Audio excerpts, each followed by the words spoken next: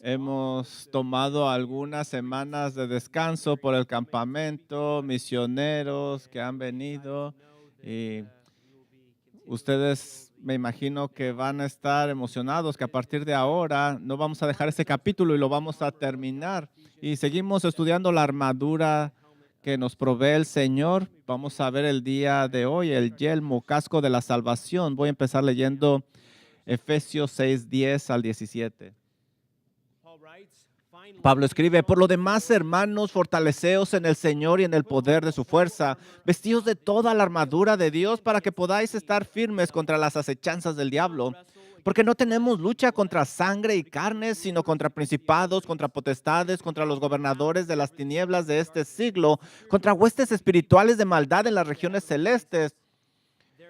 Por tanto, tomad toda la armadura de Dios para que podáis resistir en el día malo y habiendo acabado todo, estar firme.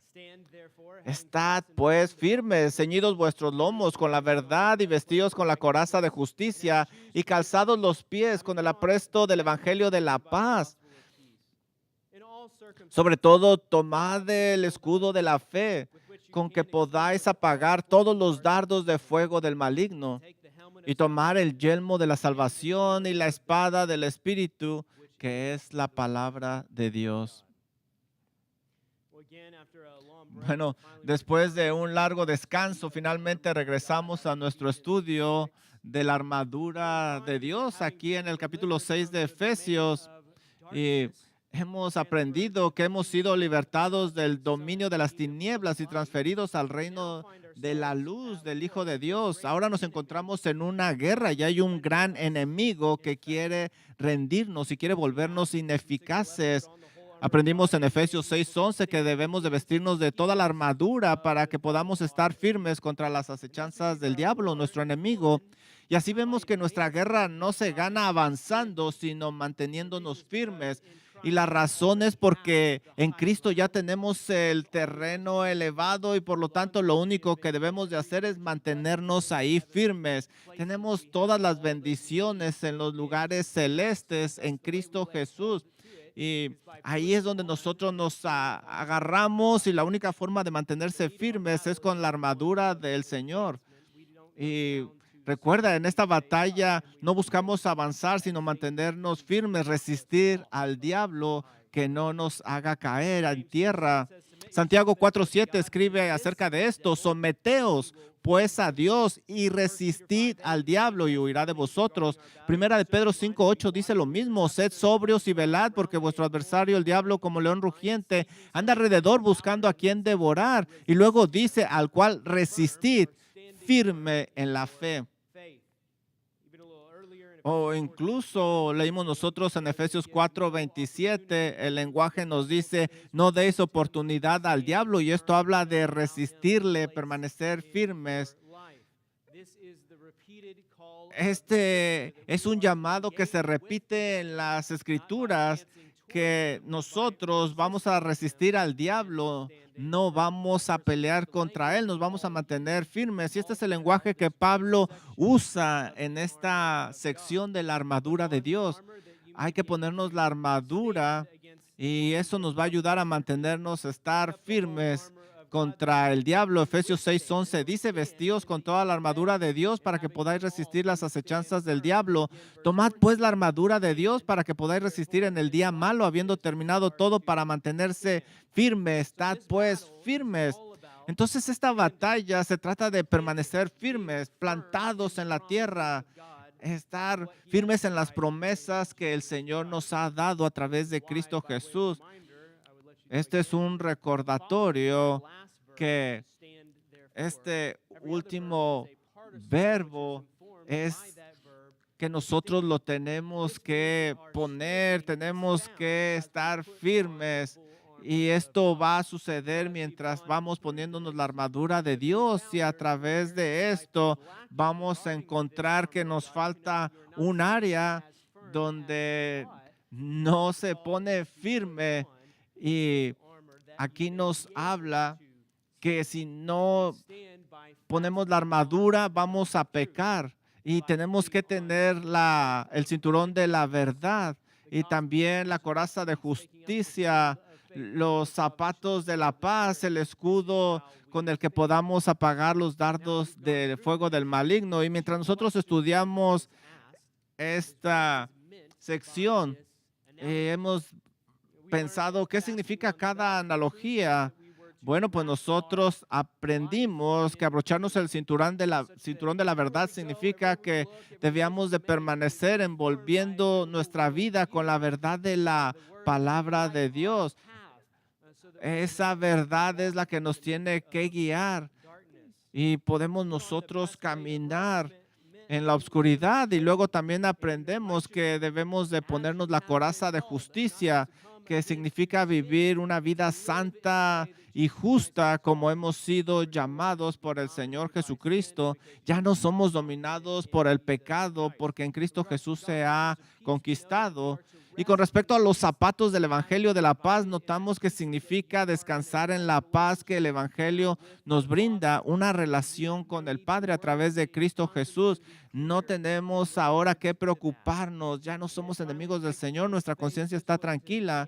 Y finalmente, tomar el escudo de la fe era poder ver todas las tentaciones de Satanás, no a través de los ojos de nuestra carne, sino a través de los ojos del Espíritu, los ojos de la fe, para que nosotros podamos detectar que esos dardos nos hacen daño y hay que evitar que nos lleguen.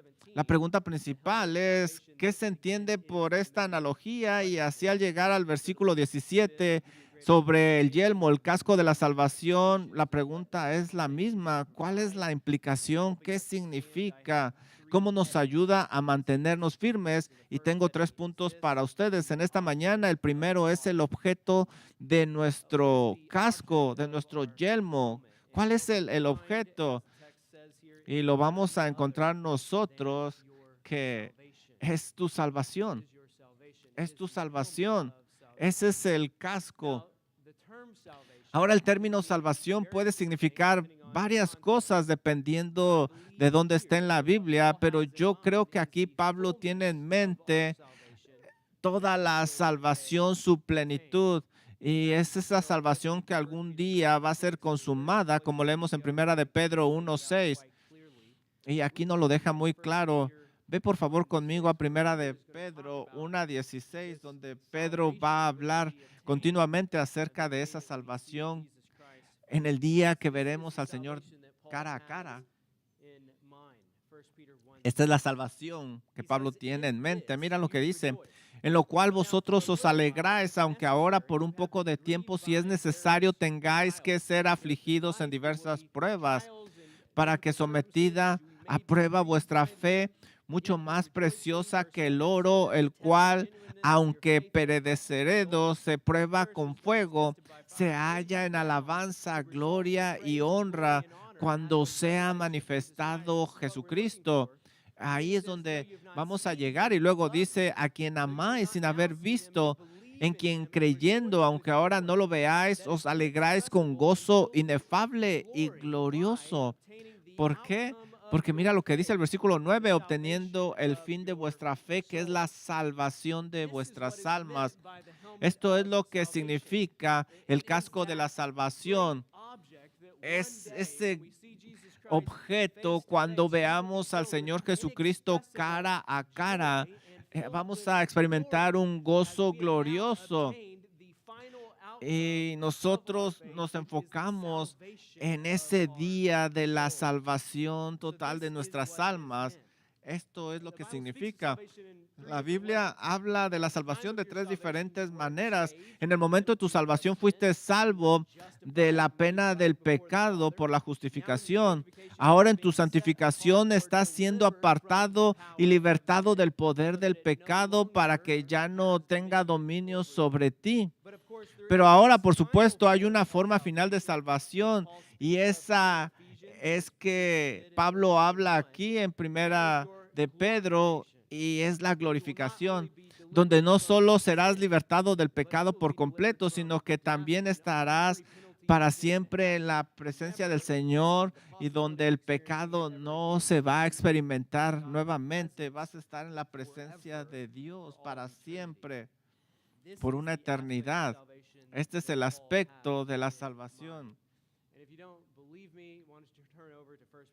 Si no me crees, mira lo que dice 1 Tesalonicenses 5:8 y déjame darte otro pasaje que nos ayuda mucho donde Pablo aquí habla acerca de la armadura del Señor. Me gustaría que vieras el lenguaje que él está usando acerca de este casco, 1 Tesalonicenses 5:8. Vuélvete ahí conmigo por un momento. Este es un pasaje que nos enseña bastante, pero nosotros que somos del día, seamos sobrios. Aquí estamos hablando de la salvación, habiéndonos vestido con la coraza de la fe y de amor y con la esperanza de la salvación como yelmo, porque no nos ha puesto Dios para ira, sino para alcanzar salvación por medio de nuestro Señor Jesucristo.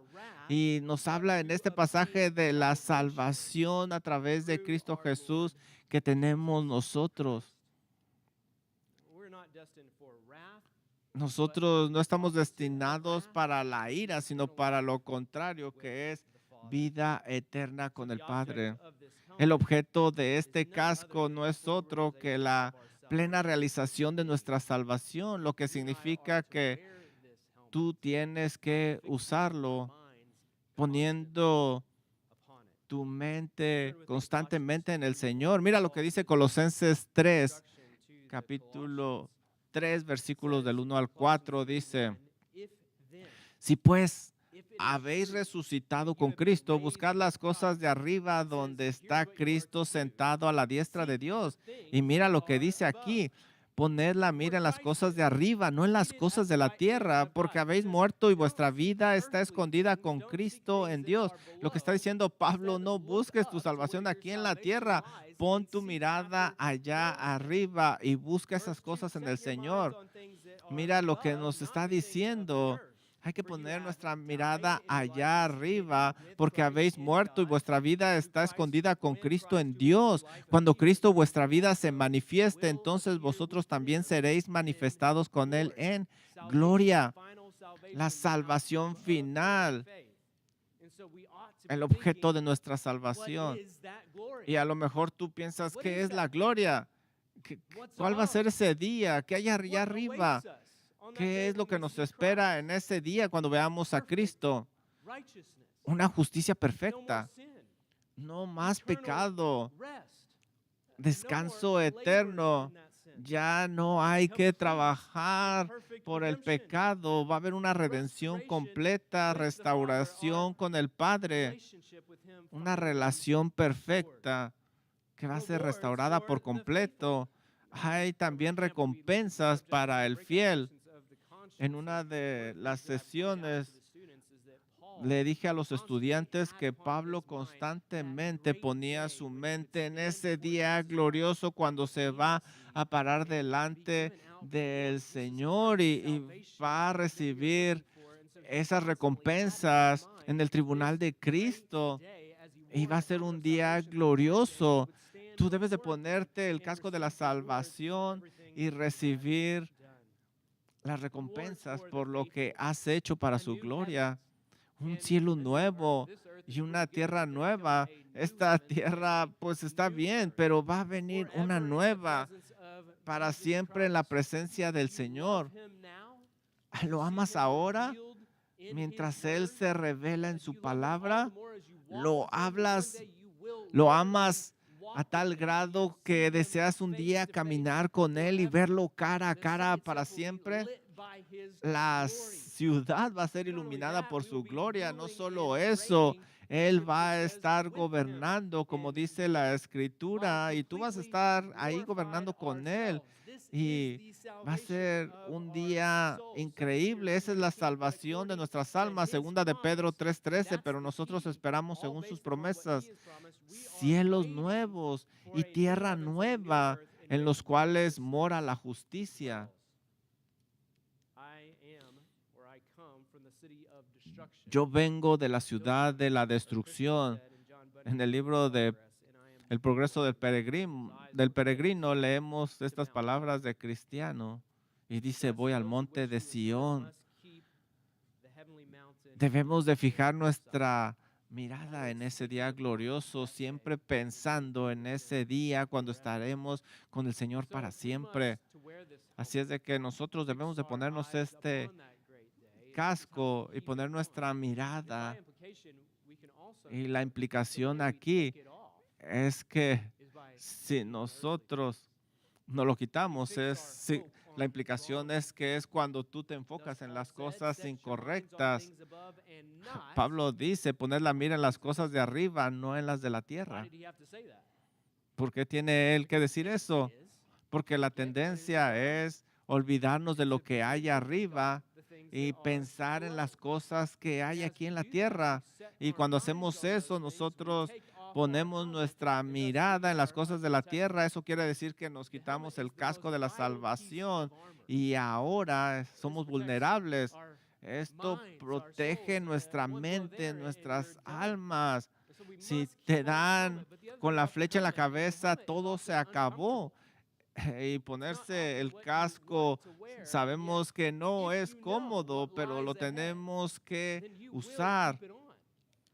Si tú sabes el peligro de las mentiras, nunca te lo vas a quitar. Dice primera de Timoteo 6:17, a los ricos de este siglo mando que no sean altivos ni pongan la esperanza en las riquezas, las cuales son inciertas, sino en el Dios vivo que nos da todas las cosas en abundancia para que las disfrutemos. No debemos de poner nuestra mirada en las cosas de esta tierra, sino en Dios que provee todo para nosotros, para que lo disfrutemos.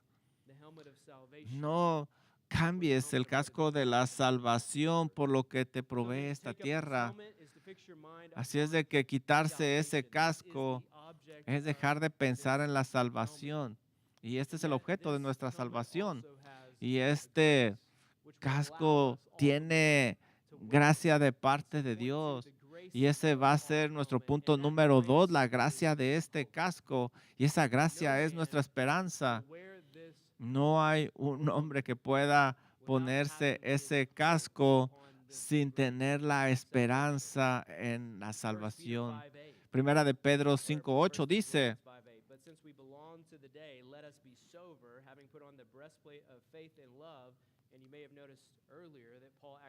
hablamos que el Señor provee ese casco que nos provee esperanza a través de la salvación. Así es de que la esperanza es la gracia que obtenemos de ese casco y cada hombre y mujer que se pone este casco va a tener una gran esperanza.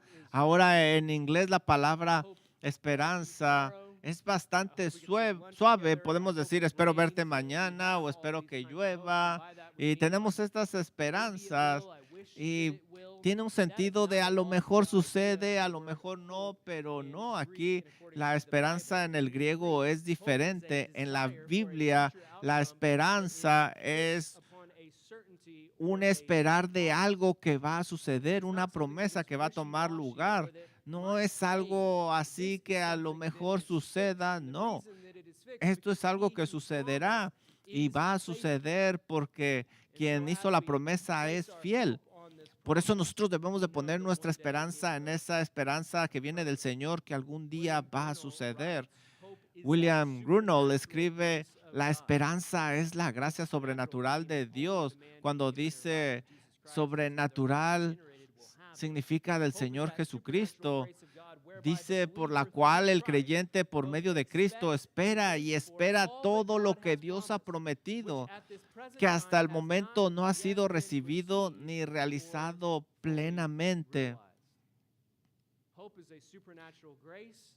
La esperanza es algo sobrenatural, fiel, que va a suceder, que queda en nuestra alma, que nos ayuda a tener esta gran expectación y esperar pacientemente cuando el Señor Jesucristo regrese y lo podamos ver con nuestros ojos.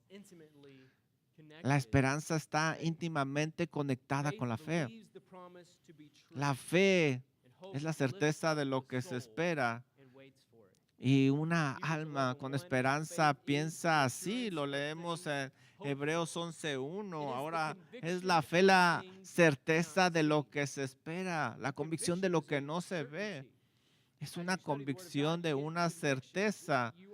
Mientras nosotros estudiamos la palabra de Dios, hay convicción en nosotros porque Dios ha dicho algo y nosotros estamos seguros que va a suceder y eso afecta nuestra manera de vivir. Y aquí hay una seguridad de que el Señor promete salvarnos. Cuando nosotros leemos la palabra de Dios, nosotros entendemos cómo va a ser este día y va a estar en nuestra mente todo el tiempo. Y aquí no estamos hablando de una esperanza, a lo mejor que mis pecados sean perdonados. No, tenemos una certeza. Esta es la alegoría que John Bunyan usaba en su libro, El progreso del peregrino. Él tenía una gran esperanza, si no, no viajaba.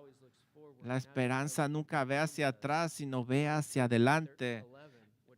Y lo leemos en Romanos 13:11, que la salvación está más cerca de nosotros que cuando creímos por primera vez.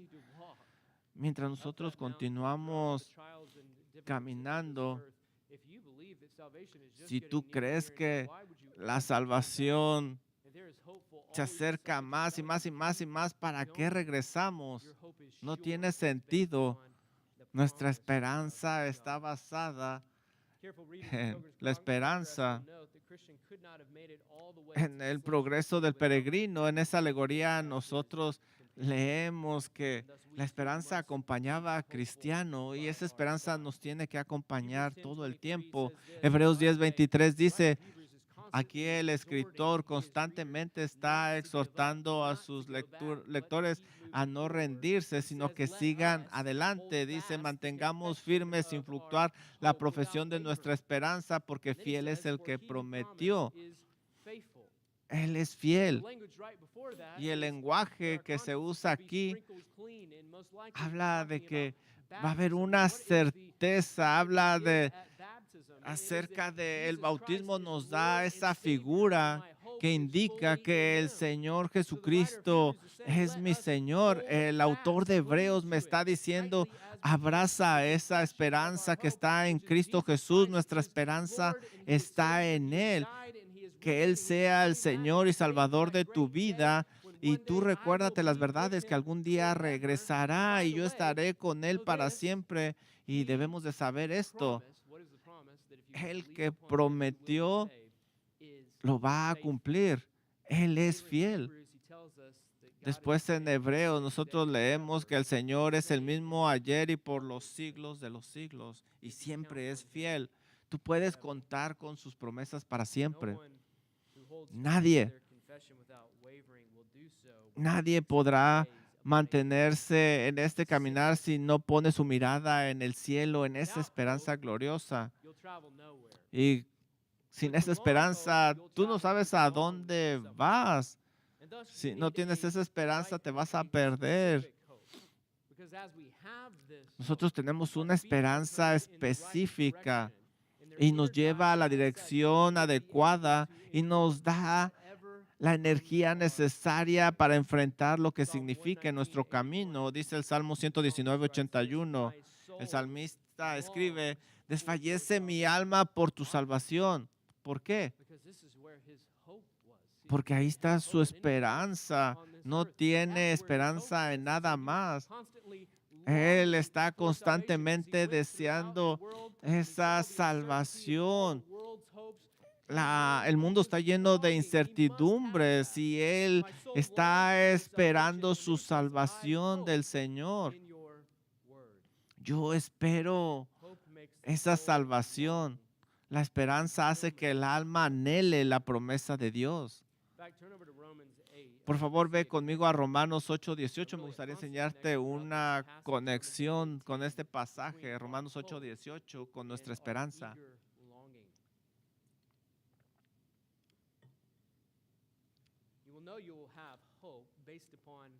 Tú sabes que tienes esperanza. ¿Y sabes dónde está esa esperanza? Y tu alma anhela esa salvación. Romanos 8:18, porque tengo por cierto que las aflicciones del tiempo presente no son comparables con la gloria venidera en nosotros ha de manifestarse. Porque el anhelo ardiente de la creación es el aguardar la manifestación de los hijos de Dios. Porque la creación fue sujetada a vanidad no por su propia voluntad, sino por causa del que la sujetó en esperanza. Porque también la creación misma será libertada de la esclavitud de corrupción a la libertad gloriosa de los hijos de Dios. La creación ha sido sujetada a este pecado de Adán y algún día también va a ser glorificada, va a ser libertada de esa esclavitud.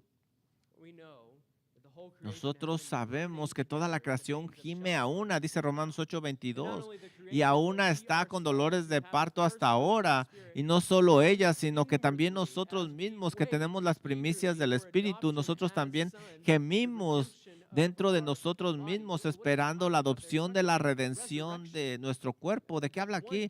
De esa resurrección que tendremos. Un día nuestros cuerpos van a desaparecer, estos cuerpos carnales, pero sabemos que obtendremos un cuerpo resucitado que estará con nosotros para siempre. Dice el versículo 24, porque en esperanza fuimos salvos, pero la esperanza que se ve no es esperanza, porque lo que alguno ve, ¿a qué esperarlo?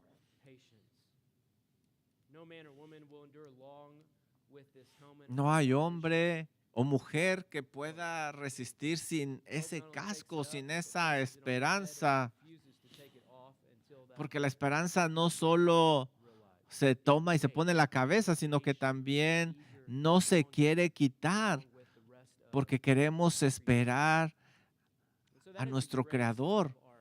Y esa es la gracia de nuestro casco de salvación. Ahora vamos a considerar los efectos de este casco. ¿Cuáles serán los efectos de usarlo? Déjame darte algunas aplicaciones. Vamos a ver el efecto de este casco y te voy a dar tres. Hay muchos más, pero aquí tenemos tres. Este casco de esperanza te va a animar a hacer grandes cosas para el Señor. Los grandes misioneros de antaño habrían dejado casas y familias sin tener la esperanza de recibir algún día algo mejor. ¿Habría Abraham abandonado su ciudad si no hubiera estado seguro que obtendría una ciudad celestial? Claro que no. Cuando tú te levantas del sillón y te pones a servir al Señor, estás poniendo ese casco, quieres servirlo. Marcos 10:28 dice, entonces Pedro comenzó a decirle, he aquí, nosotros lo hemos dejado todo y te hemos seguido.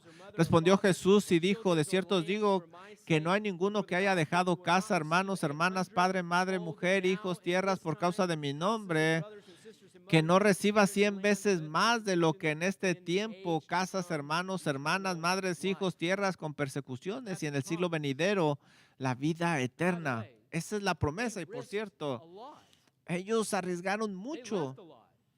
Ellos dejaron mucho.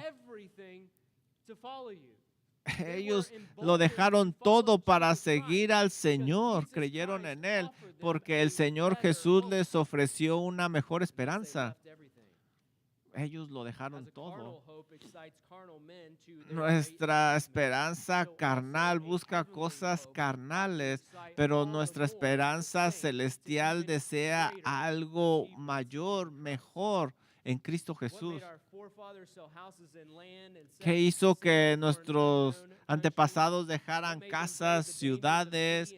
¿Qué hizo que ellos enfrentaran peligros? Era una esperanza que una tierra nueva iba a proveer algo mejor para algunos de ustedes que, han hecho poco o nada por el reino de los cielos.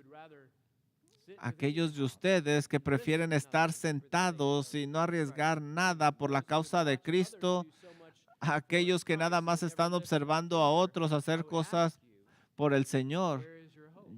Yo les pregunto, ¿dónde está su esperanza? ¿Tú tienes esta esperanza? ¿Entiendes que algún día vas a estar delante del Señor y el Hijo de Dios va a dar recompensas? Si tú no te encuentras envuelto en las actividades del Señor, has salido de Egipto, debes dejar todo eso atrás. Hebreos 3:16 dice, ¿quiénes fueron los que habiendo oído le provocaron? ¿No fueron todos los que salieron de Egipto por mano de Moisés? ¿Y con quién estuvo él disgustado 40 años? ¿No fue con los que pecaron, cuyos cuerpos cayeron en el desierto? ¿Y a quienes juró que no entrarían en su reposo, sino a aquellos que desobedecieron? Y vemos que no pudieron entrar a causa de su incredulidad. Una generación de gente que vio los grandes milagros del Señor, fueron sacados de la esclavitud de Egipto y nunca vieron completada su esperanza porque no tenían esperanza. Y eso pudiera pasar en nosotros. Hay personas que conocen las esperanzas, pero nunca echan manos de ella. Algún día vamos a ver al Señor cara a cara y debemos de tener esa esperanza. Hebreos 4:1 dice, tenemos pues, no sea que permaneciendo aún la promesa de entrar en su reposo, algunos de vosotros parezca no haberla alcanzado. Espero que la esperanza esté ahí, que esta exhortación reavive tu esperanza para hacer algo por el Señor. Que seas así como Josué, que obtuvo la promesa, pero por falta de esperanza y fe nunca la vieron realizada a otros. Debemos de poner nuestra mirada en esta gran salvación y debemos nosotros de envolvernos en ese llamado que el Señor ha hecho a nuestra vida. Y también este casco de la salvación nos da la esperanza para que seamos libertados de la esclavitud del pecado. ¿Cuál fue el resultado de la desesperanza de la generación en el desierto? No solo fue el miedo, sino el pecado. Habiendo perdido la esperanza, al principio se volvieron cobardes con respecto a las tareas que Dios les había dado, pero no pasó mucho tiempo antes de que su falta de voluntad para hacer lo que Dios les había llamado a hacer se transformara en todo tipo de pecados. Así es de que ellos no tenían su esperanza en algo mejor y se dieron al pecado. Para el hombre cuya esperanza está puesta en el cielo y que sabe que a su diestra hay placeres para siempre allá, él va a encontrar las tentaciones más fuertes de Satanás como desagradables. ¿Qué es una choza para quien tiene la llave del palacio que se encuentra justo detrás de ella? No. Primera de Juan 3:2 dice, amados, ahora somos hijos de Dios y aún no se ha manifestado lo que hemos de ser, pero sabemos que cuando Él se manifieste, seremos semejantes a Él porque le veremos tal como es. Y todo aquel que tiene esta esperanza en Él se purifica a sí mismo porque Él es puro. Segunda de Pedro 3:14. Por lo cual, oh amados, estando en espera de estas cosas, procurad con diligencia ser hallados por Él sin mancha e irreprensibles en paz. Si tú estás en pecado, si estás jugando con el pecado, la pregunta es, ¿dónde está tu esperanza?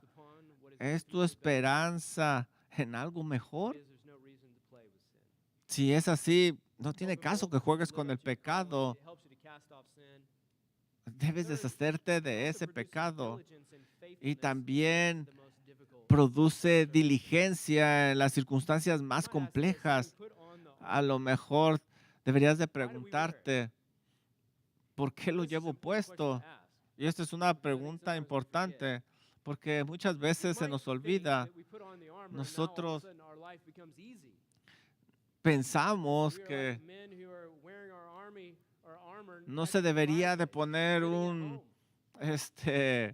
traje, la armadura cerca de la casa, de la chimenea. No, tú debes de ponértela para luchar, para enfrentar dificultades. Debemos de prepararnos más para el sufrimiento que pudiera llegar. Por eso nos ponemos esta armadura.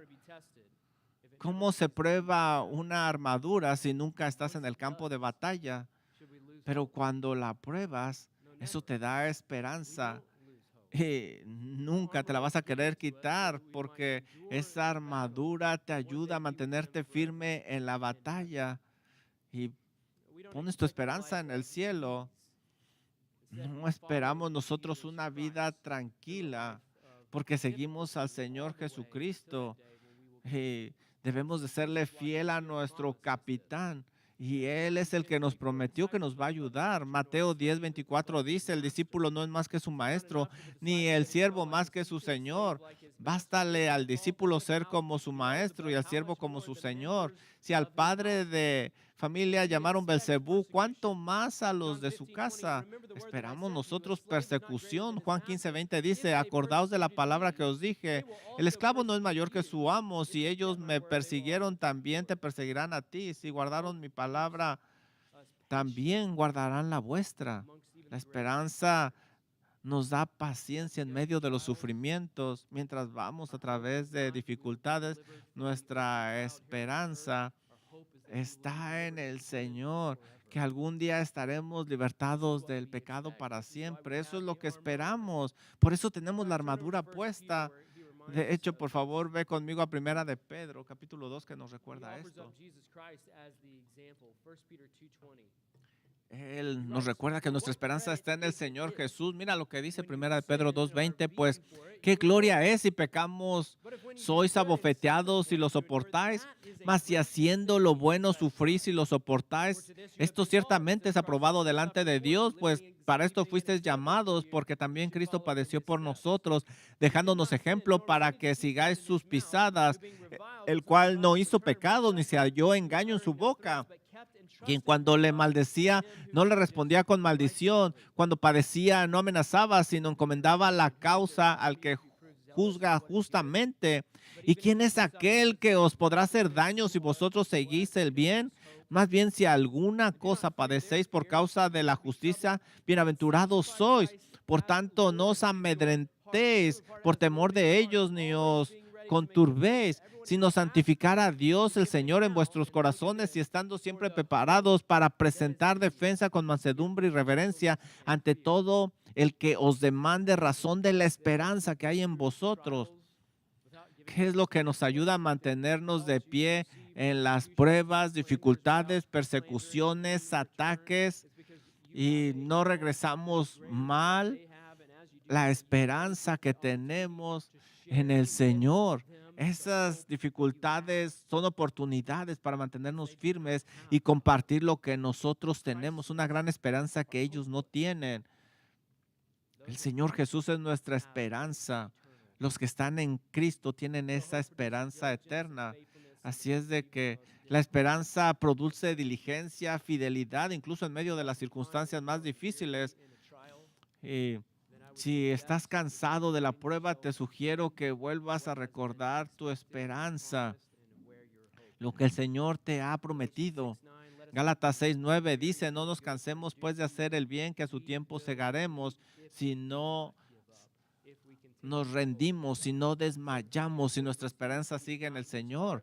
Segunda de Corintios 4:16, por tanto no desmayamos antes, aunque nuestro hombre exterior se va desgastando el interior, no obstante se renueva de día en día, porque esta leve tribulación momentánea produce en nosotros un cada vez más excelente y eterno peso de gloria, no mirando nosotros las cosas que se ven, sino las que no se ven.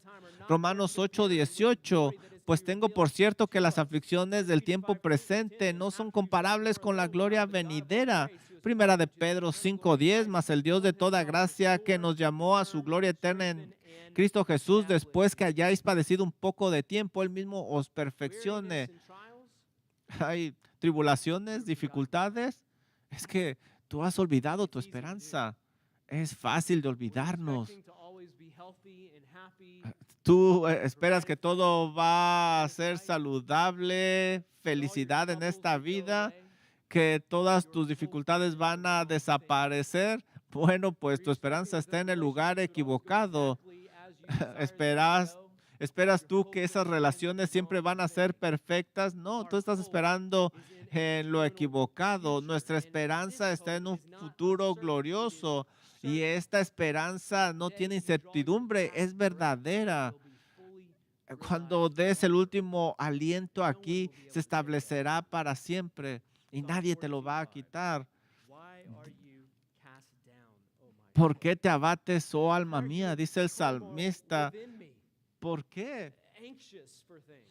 Hay ansiedad. ¿Por qué hay ansiedad? Tienes esperanza en el Señor. Mi esperanza está en el Señor, en su salvación. Oremos. Gracias, Señor, por esa esperanza que usted nos da en Cristo Jesús. Padre, confesamos que es muy fácil poner nuestra esperanza en cosas de esta tierra. A veces nos cansamos y a veces el pecado nos alcanza y las dificultades nos desaniman, pero ese es el resultado de nuestra falta de esperanza. Por favor, recuérdenos lo que tenemos en Cristo Jesús, que meditemos todo el tiempo en ese día, cuando veremos a su Hijo cara a cara y que estaremos en gloria, seremos restaurados, recibiremos esas recompensas, Padre. Ese día debe de ayudarnos a seguir adelante. Usted nos ha prometido darnos